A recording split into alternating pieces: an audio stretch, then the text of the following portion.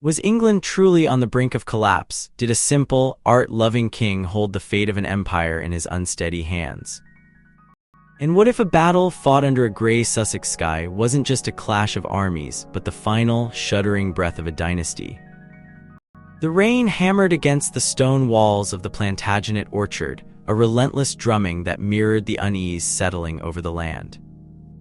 A few hundred yards from the True Cross, a place steeped in legend and increasingly despair, the meticulously crafted world of the Plantagenets was fracturing. It wasn't a sudden, dramatic explosion.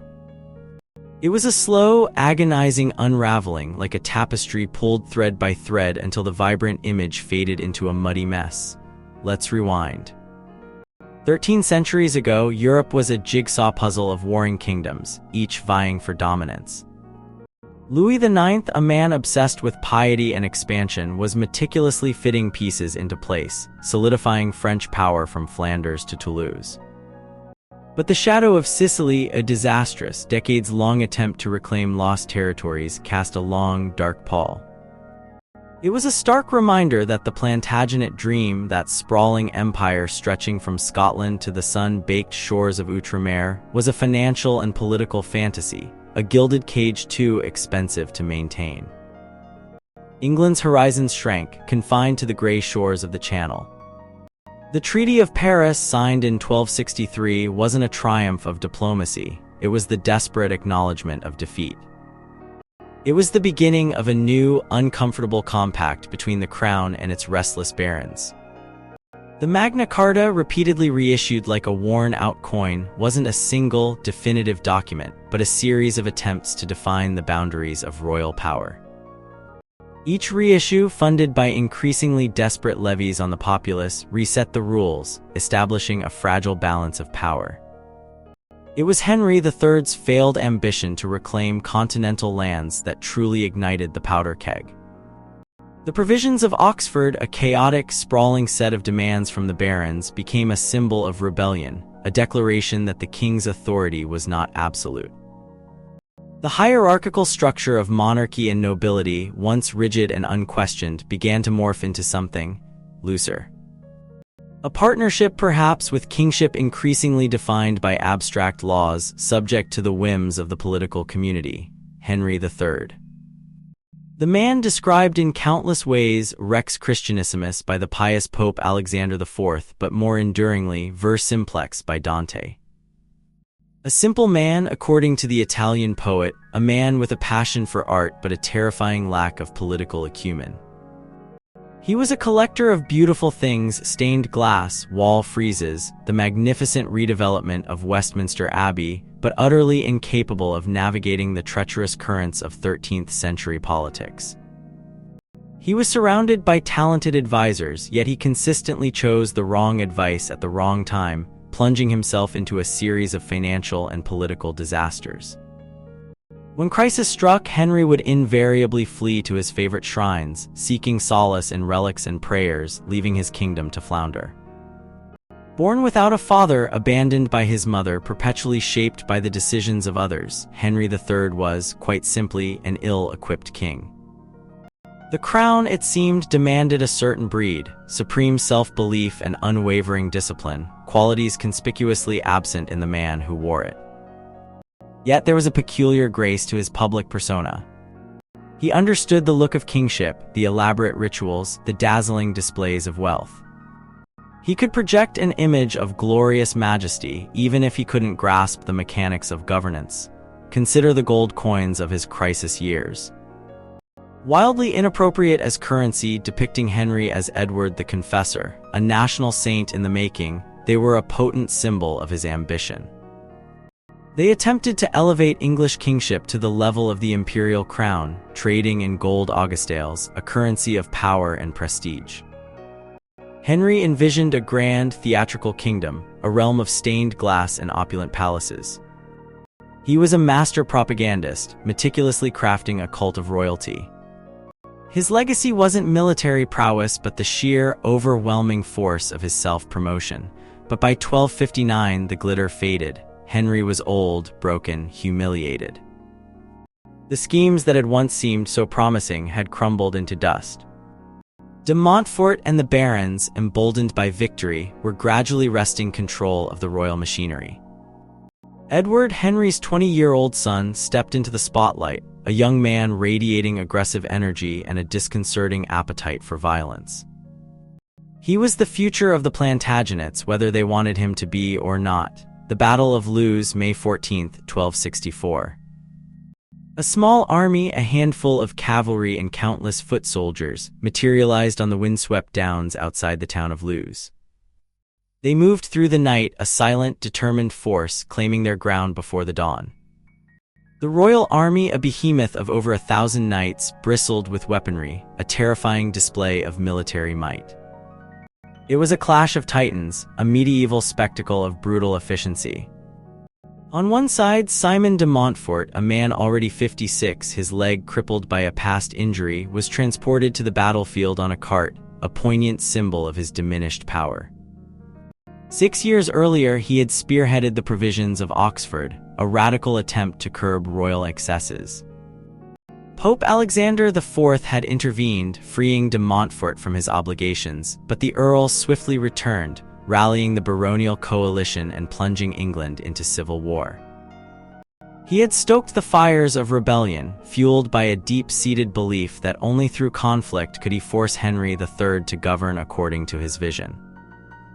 The rebels had initially enjoyed success, capturing vast swathes of southern England. But the tide had turned in January as Henry and Edward mobilized a massive army in Oxford, encircling de Montfort's forces. By Easter, the rebels were trapped, reduced to a desperate last stand at Lewes.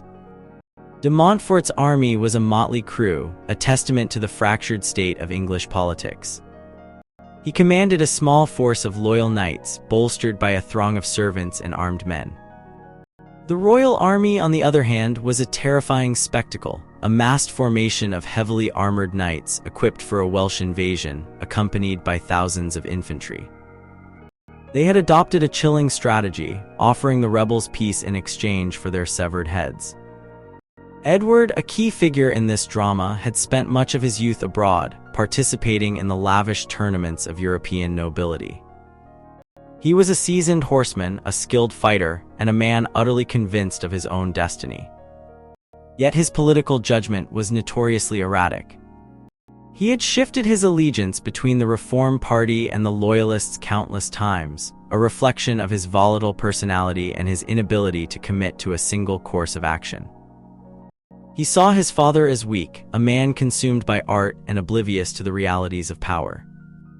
The Song of Lewes captured Edward's perspective with chilling clarity. The degenerate race of the English, which used to serve, inverting the natural order of things, ruled over the king and his children.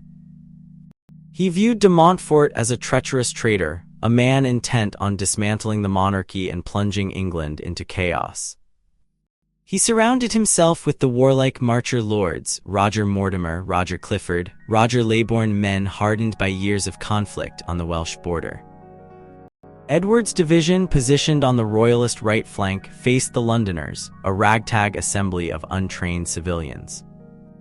These were not seasoned warriors, they were simply Londoners, angered by the rebels' desecration of the Queen's chamber during a previous siege. Their attack was a reckless, desperate gamble, a chaotic surge of bodies against the disciplined royal lines.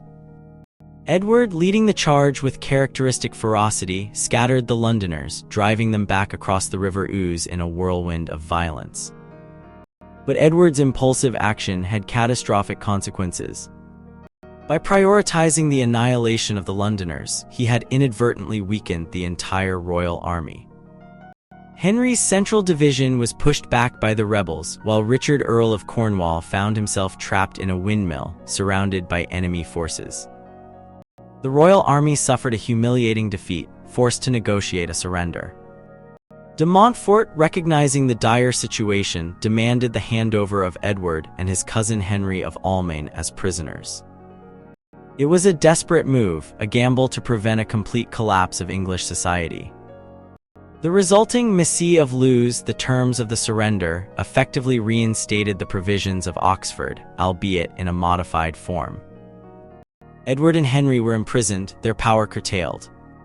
Henry remained titular king, a figurehead, while de Montfort and his allies controlled the real levers of government. The year 1264 marked the nadir of the Plantagenet dynasty. Eleanor, the queen, fled to France, plotting a desperate invasion to reclaim her kingdom. Edward and Henry languished in prison, while England descended into chaos. Civil war raged across the land, marked by burning villages, besieged castles, and the constant threat of foreign invasion. De Montfort, despite his victory, found himself in a precarious position. He was a private lord attempting to govern a kingdom, a task far beyond his capabilities. His attempts to impose order were met with resistance from the Marcher lords, who resented his autocratic rule. Gilbert de Clare, a young earl with vast lands and ambitions, quickly grew disillusioned with de Montfort's methods. He demanded justice for his past grievances, challenging de Montfort's arbitrary distribution of spoils. In May 1265, de Montfort abandoned his court and fled to his Welsh estates, ostensibly to protect them from unrest. But his departure signaled a shift in the balance of power. The loyal Marcher lords, emboldened by de Montfort's weakness, began to plot his downfall. Then, on May 28, 1265, it happened. Edward, enjoying a moment of carefree abandon with his friends, simply vanished. He rode out of Hereford, leaving his guards behind, and galloped into the woods, where Roger Mortimer awaited him. Together, they rallied the rebel forces, igniting a new wave of rebellion. The final confrontation took place at Evesham in June 1265. The royal army, led by Henry and Edward, met the rebel forces under de Montfort's command. The battle was fierce and bloody, but ultimately the royalists prevailed. De Montfort was killed and the rebellion was crushed. Edward, having played a pivotal role in the victory, was released from prison and restored to his rightful place as heir to the throne. But the Plantagenet dynasty, already teetering on the brink, was now irrevocably shattered. Edward, a ruthless and ambitious young man, swiftly consolidated his power, eliminating his rivals and laying the foundations for a new era. The dream of a vast, sprawling empire had vanished, replaced by a smaller, more manageable kingdom. The Battle of Lewes and the events that followed were not merely a military defeat. They were a symbolic death knell, marking the end of an era. The Plantagenets, once the dominant force in England, were reduced to a shadow of their former selves. And as the rain continued to fall on the battlefield at Evesham, a single, haunting question lingered in the air. Was this truly the end, or merely a prelude to an even darker chapter in the Plantagenet saga?